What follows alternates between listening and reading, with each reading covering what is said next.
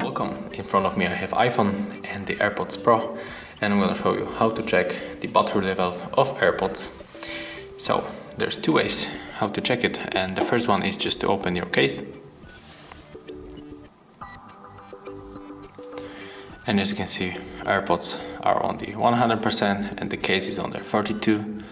And the second one is to click on the edit in the widgets screen.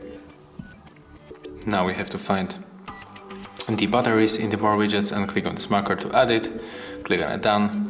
And right now, as you can see, clearly we have see what is the battery level of the case and of the AirPods.